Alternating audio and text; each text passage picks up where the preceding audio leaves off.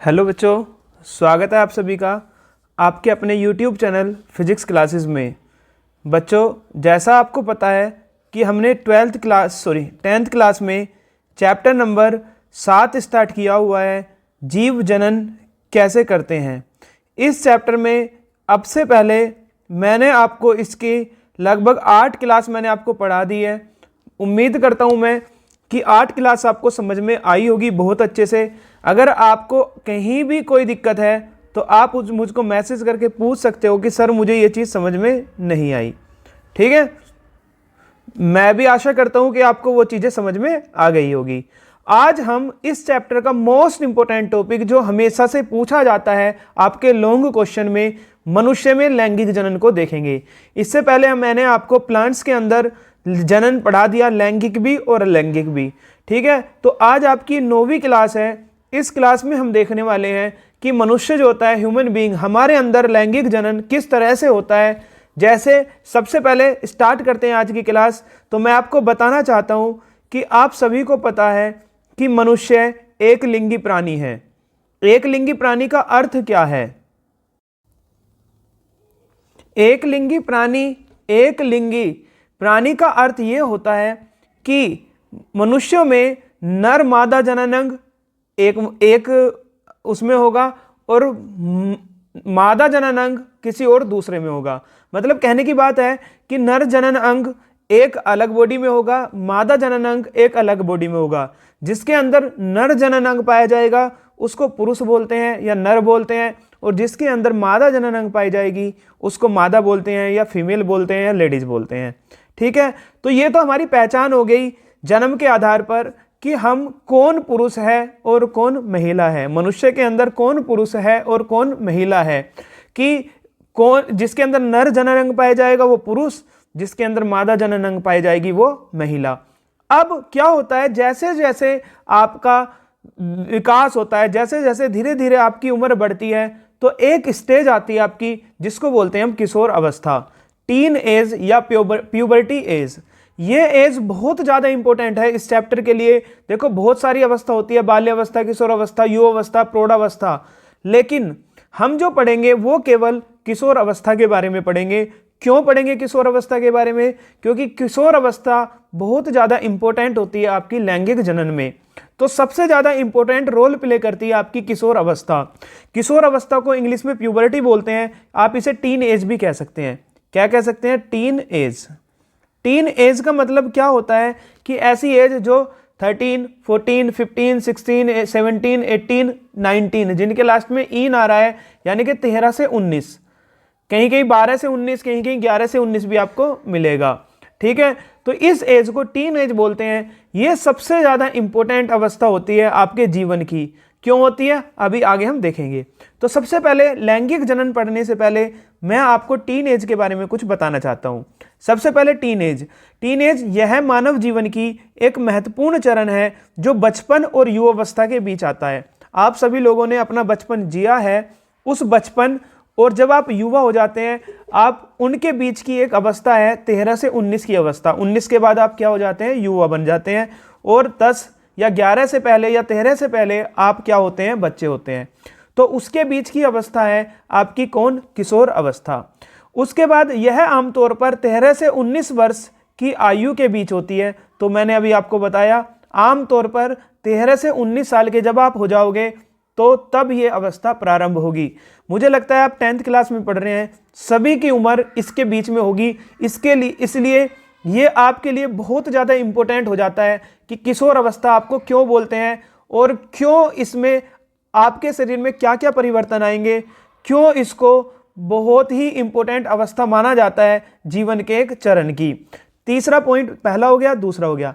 तीसरा, इस अवस्था में मनुष्य में शारीरिक परिवर्तन आते हैं। देखिए, इस अवस्था के अंदर मनुष्य के अंदर सबसे पहला कौन सा परिवर्तन आएगा? शारीरिक परिवर्तन। अब शारीरिक परिवर्तन का मतलब क्या है, यह आपको यहां पर जरूर समझना है कि शारीरिक परिवर्तन में कौन कौन से परिवर्तन आपके अंदर आने वाले हैं इस उम्र में। तो इस उम्र में आपके शारीरिक परिवर्तन में सबसे पहले आपके शरीर की वृद्धि होने लगेगी। शरीर की क्या होने लगेगी? वृद्धि होने लगेगी। उसके बाद आपका जो वजन है, आपका शरीर का भार है, वो बढ़ने लगेगा, और आपके शरीर के अंदर हार्मोनल परिवर्तन आने लगेंगे, हार्मोन्स बनने लगते हैं। तो ये हो गई आपकी शारीरिक परिवर्तन। दूसरा, इसी अवस्था में आपके शरीर के अंदर मानसिक परिवर्तन आते हैं। कैसे परिवर्तन आते हैं? मानसिक। मानसिक का मतलब आपके विचार और भावना, इनके अंदर क्या होने लगता है? परिवर्तन होने लगता है। आपके अंदर आत्म जागरूकता आने लगती है, आत्मसम्मान आने लगता है, और सामाजिक संबंधों की आपको समझ हो जाती है। मामा, फूफा, चाचा, इनकी आपको समझ हो जाती है कि ये रिश्ते बनते हैं, क्यों बनते हैं, कैसे बनते हैं। उसके बाद सामाजिक परिवर्तन होने लगता है। सामाजिक परिवर्तन का क्या अर्थ है कि जो किशोर होते हैं वो क्या करते हैं? अपने परिवार और समाज से अलग हटकर इस उम्र में अपनी पहचान बनाने की कोशिश करते हैं। इसे बोलते हैं हम सामाजिक परिवर्तन। आप ये चाहेंगे कि मेरी एक अलग पहचान हो, मुझे लोग अलग पहचान से जाने, और आपके अंदर बहुत सारे शैक्षिक परिवर्तन आते हैं। ठीक है, आप इस उम्र में ही अपने लक्ष्य को निर्धारित कर लेते हो कि मुझे डॉक्टर बनना है, मुझे क्या बनना है, जो भी आपको बनना है, मुझे टीचर बनना है या मुझे कुछ भी बनना है, आप इसी अवस्था में डिसाइड कर लेते हो। तो उसके बाद क्या होता है? सबसे इंपॉर्टेंट जो इस चैप्टर के लायक है आपके लिए, वो है इस अवस्था में सबसे महत्वपूर्ण परिवर्तन लैंगिक परिपक्वता, यानी कि सेक्सुअल मैच्योरिटी आपके अंदर आ जाती है। लैंगिक परिपक्वता का क्या अर्थ है, ये भी हम अभी समझेंगे आने वाले चैप्टर में। जैसे आपको पता होगा कि जो जनन कोश हम यहाँ पर पढ़ रहे हैं, क्या? रिप्रोडक्शन, जनन। तो जनन में जो भाग लेती हैं कोशिका, उनको मैंने आपको बताया गैमेट्स या युग्मक बोलते हैं। जो रिप्रोडक्शन में, जनन में सेल्स भाग लेती हैं, उनको क्या बोलते हैं? हम युग्मक बोलते हैं, या इंग्लिश में उनको बोलते हैं गैमेट्स। ये गैमेट्स पुरुष के अंदर अलग पाई जाती है और महिला के अंदर अलग पाई जाती है। अगर मैं पुरुष के अंदर बात करता हूं तो पुरुष के अंदर जो गैमेट्स सेल पाई जाती हैं उनको स्पर्म या वीर्य बोलते हैं, और जो महिला होती हैं उनके अंदर जो ये गैमेट्स सेल पाई जाती हैं उनको ओवम या अंडाणु बोलते हैं। अब आपको एक चीज और ध्यान देने वाली है यहाँ पर कि जो पुरुष होते हैं, पुरुष के अंदर जो गैमेट सेल बनती है, यानी कि स्पर्म जो बनते हैं या फिर शुक्राणु जो बनते हैं, वो बचपन से उनके अंदर पैदा होते वक्त नहीं आते। ये जब वो टीन एज में एंट्री करते हैं, 11, 12, 13 की उम्र में एंट्री करते हैं, तब उनके अंदर शुक्राणु बनना स्टार्ट हो जाते हैं। लेकिन महिलाओं के अंदर जब तक उनका जन्म भी नहीं हुआ होता है, तभी से शरीर के अंदर ओवम क्या होता है? बन जाता है। तो जब आप अपनी मम्मी के पेट में होते हो, तभी से ये ओवम आपके शरीर के अंदर बन जाते हैं, महिलाओं के अंदर जो आपके पास गैमेट्स हैं। अब ये इमैच्योर होते हैं, अपरिपक्व होते हैं। परिपक्व कब होते हैं? परिपक्व होते हैं मासिक धर्म के दौरान, जब 11, 12, 13 साल की उम्र हो जाती है लड़कियों की, तब जाकर ये परिपक्व होने लगते हैं। ठीक है, इनको हम देखेंगे आगे। आइए स्टार्ट करते हैं, नेक्स्ट स्लाइड देखते हैं। सबसे पहला देखते हैं किशोर अवस्था। किशोर अवस्था में क्या क्या परिवर्तन आते हैं? इस अवस्था में गौण क्या है? इस अवस्था में गौण लैंगिक लक्षण विकसित होते हैं। अब गौण लैंगिक लक्षण का क्या अर्थ होता है, ये आपको यहां पर समझना है। क्या होता है कि स्त्री, आप कैसे पहचानेंगे कि दिया गया मनुष्य स्त्री या पुरुष है? तो सबसे पहला तरीका यह होता है कि उनके जनन अंग, जिसमें जो मेल होगा उसके अंदर नर जनन अंग होगा और जो फीमेल होगा उसके अंदर मादा जनन अंग होगी। लेकिन अब बाहर के तौर पर आप उसको कैसे पहचानोगे? तो उसका विकास होता है किस एज में? किशोर अवस्था में।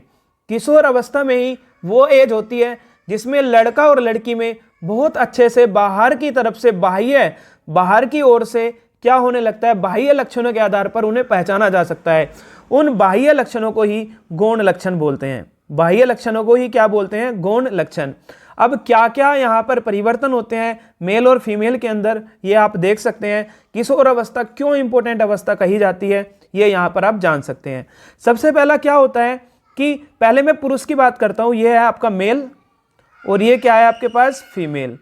तो जो हमारे पास मेल होती है, मेल, जो पुरुष होते हैं, नर होते हैं, उनके अंदर फेशियल एयर, सबसे पहला क्या होता है? जो फेस होता है, चेहरा होता है, चेहरे पर बाल आने स्टार्ट हो जाते हैं, थोड़ी थोड़ी मूंछ दाढ़ी आनी स्टार्ट हो जाती है।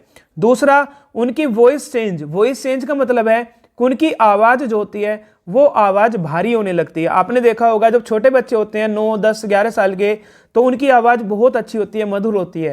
लेकिन जैसे जैसे लड़के बड़े होते हैं तो उनकी आवाज़ में भारीपन आता जाता है। ठीक है। तीसरा अंडर आर्म एयर, जो आपके पास बाल है जैसे बगल वगैरह के बाल वो आने लगते हैं, अंडर आर्म उनके पास एयर आने लगते हैं। दूसरा जो प्राइवेट पार्ट होता है उसके अंदर उसके ऊपर उनके हेयर यानी कि बाल आने लगते हैं, ग्रो करना स्टार्ट कर देते हैं। और नेक्स्ट है इजैकुलेशन। इजैकुलेशन का मतलब जो होता है सीमन या फिर आप कह सकते हैं अभी स्पर्म, दोनों में अंतर होता है, समझेंगे। वो शरीर से बाहर आना स्टार्ट हो जाता है इस एज में, ठीक है। और जो टेस्टिकल्स हैं उनका विकास किसके थ्रू होता है, टेस्टिकल्स के द्वारा उनका विकास होने लगता है। तो ये चेंज आते हैं और उनकी जो मसल्स हैं वो मसल्स थोड़ी मजबूत होने लगती है। तो ये चेंज किसके अंदर आते हैं, मेल के अंदर चेंज आएंगे। अब बात करते हैं फीमेल। फीमेल के अंदर क्या क्या चेंज आते हैं। सबसे पहला अंडर आर्म हेयर, जो अंडर आर्म है बगल वगैरह है उसके अंदर उनके बाल आने लगते हैं, हेयर ग्रो करने लगते हैं। दूसरा ब्रेस्ट ग्रोथ, जो ब्रेस्ट है जो वक्ष है, वक्ष उनके क्या करने लगती है, उसमें वृद्धि होने लगती है। और तीसरा जो हिप ग्रोथ, जो हिप है पीछे का बैक का हिस्सा है वो ग्रोथ करने लगता है, वो थोड़ा भारी होने लगता है। दूसरा जो ओवरीज हैं वो ओवरीज अब मैच्योर सेल बनाना स्टार्ट कर देती है। मैंने आपको बताया था कि फीमेल के अंदर जो गैमेट्स पाए जाते हैं, युग्मक पाए जाते हैं, वो इमैच्योर होते हैं, अपरिपक्व होते हैं। जैसे जैसे 11, 12, 13 साल की एज में महिलाएं आती हैं तो ये जो आपके पास ओवम होते हैं ये क्या होने लगते हैं, मैच्योर होना स्टार्ट कर देते हैं। और इसका प्रोडक्शन कौन करती है, ओवरी या अंडाणु करते हैं। दूसरा पब्लिक हेयर, जो पब्लिक पार्ट होता है, जो प्राइवेट पार्ट होता है फीमेल का, उसके ऊपर हेयर आने स्टार्ट हो जाते हैं। और दूसरा मेंस्ट्रुएशन। मेंस्ट्रुएशन का मतलब क्या होता है आगे हम पढ़ेंगे। इसमें क्या होता है कि जो एग हुआ है वो एग फर्टिलाइज होने की कंडीशन में आ जाता है, ठीक है। तो इस तरह से ये आपके अंदर शरीर के अंदर चेंज आते हैं। किसके अंदर, मेल और फीमेल के दोनों के बारे में हमने देख लिया।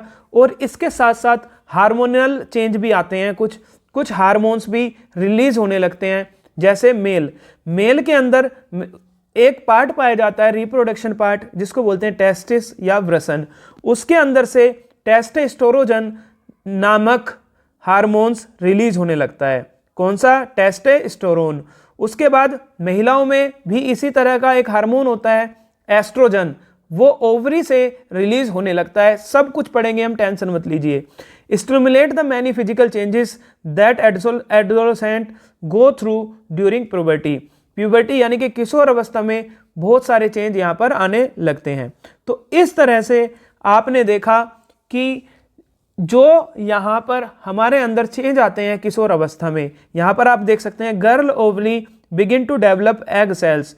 जो गर्ल के अंडाणु हैं वो क्या काम करने लगते हैं, विकसित करने लगते हैं अंडाणु की कोशिका को, ये मैं आपको पढ़ा चुका।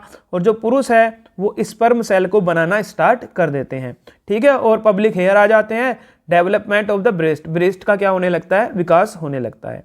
तो इस एज में, इसलिए इस एज को बहुत ज़्यादा प्रबल तूफान और तनाव की अवस्था कहा जाता है। इसमें क्या होता है, आपके शरीर के अंदर बहुत सारे चेंज आ रहे होते हैं, धीरे धीरे धीरे आपके शरीर के अंदर ये चेंज बढ़ते चले जाते हैं। आगे देखते हैं। अब क्या होता है कि जो नर है उसके गौण लैंगिक लक्षण अभी मैं आपको पढ़ा चुका, फिर आप देख सकते हैं। पहला, चेहरे तथा शरीर पर बाल उग जाते हैं। अभी मैंने आपको पढ़ाया कि जो फेशियल हेयर ग्रो यानी कि जो चेहरा है उस पर क्या आने लगते हैं, बाल आने लगते हैं। दूसरा, उनके कंधे चौड़े हो जाते हैं तथा अस्थियों के आकार एवं पेशीन्यास में वृद्धि हो जाती है। जो पुरुष हैं उसके, हम किसके पढ़ रहे हैं, पहले नर के, मेल के। तो जो मेल है उनके अंदर कंधे चौड़े हो जाएंगे और उनकी जो मसल्स हैं, मसल क्या होने लगेगी, मजबूत होने लगेगी। तीसरा, उनका स्वर भारी हो जाता है, मैं आपको पढ़ा चुका। तथा शरीर की लंबाई में क्या होने लगती है, वृद्धि होने लगती है। इस उम्र में आप देखेंगे कि पुरुष जो होते हैं काफ़ी लंबे होने लगते हैं। उसके बाद जो उनके टेस्टिस है, टेस्टिस यानी कि व्रस, ये एक शरीर का पार्ट होता है जिसके अंदर स्पर्म बनते हैं। तो वृषण कोशों तथा सिसन यानी कि पेनिस के आकार में क्या होने लगती है, वृद्धि होने लगती है। तो ये पुरुष के गौण लैंगिक लक्षण हैं जो बढ़ते चले जाते हैं, होते चले जाते हैं। उसके बाद जो महिलाएं होती हैं, महिलाएं के क्या, फीमेल के क्या क्या गौण लक्षण होते हैं ये हम देखेंगे। तो यौवन आरंभ के समय लड़कियों में क्या क्या परिवर्तन आते हैं? पहला, शरीर के अनेक भागों में वसा का जमाव होने लगता है। इस उम्र में देखेंगे आप कि आप जो भी खाएंगे वो शरीर में आपके लगेगा, मतलब आपके शरीर में फैट बढ़ेगा।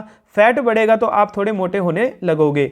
तो बचपन में 10 साल से नीचे आप खूब खाइए, खूब पिए, कोई भी आपके शरीर में नहीं लगता।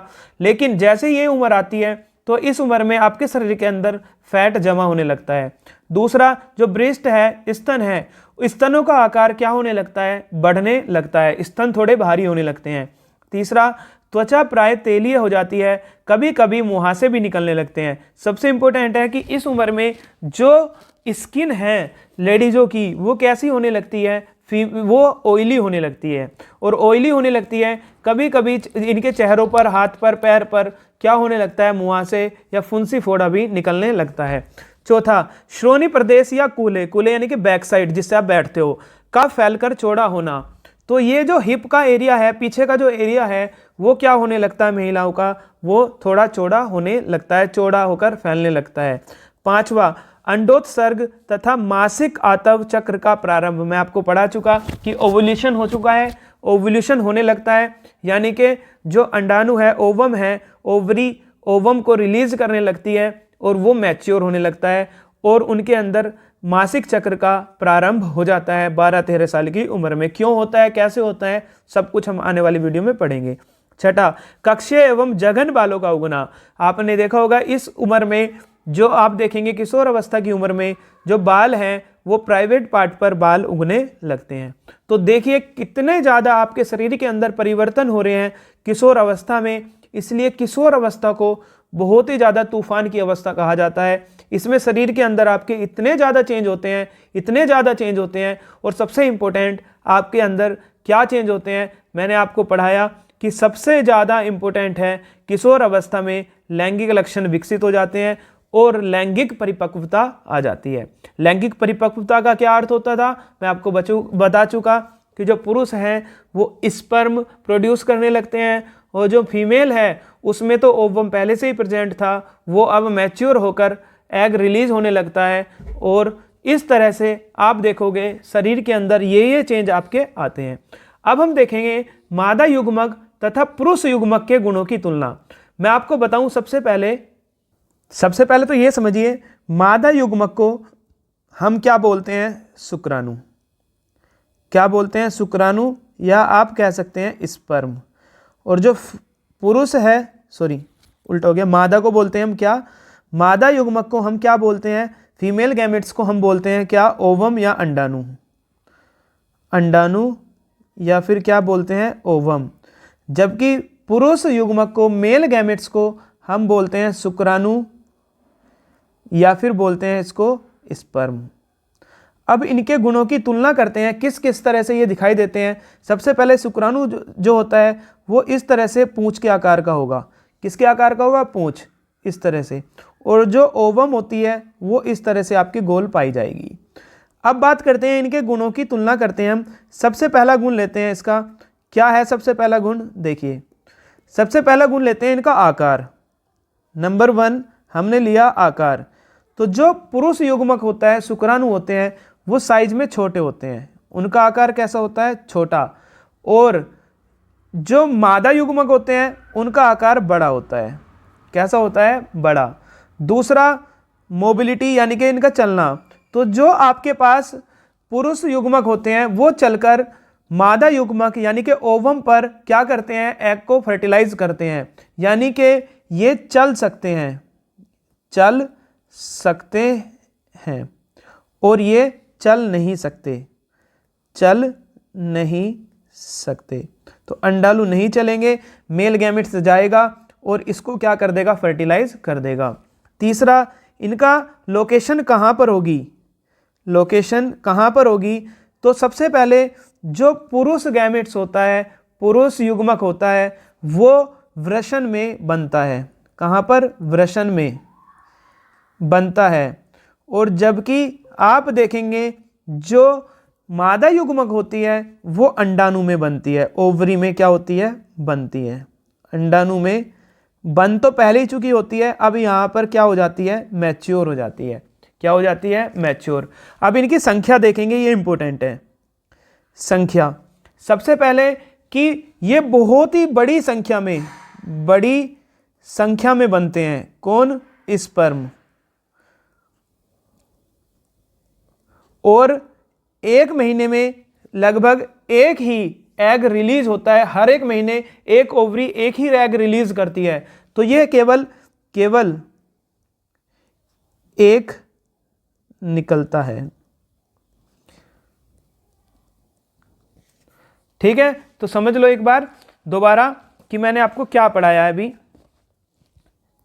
सबसे पहले मैंने बताया आपके जो सेल होती हैं जनन में अलग अलग सेल भाग लेती है। जनन में जो विशेष प्रकार की सेल भाग लेती है उनको गैमेट्स या युग्मक बोलते हैं।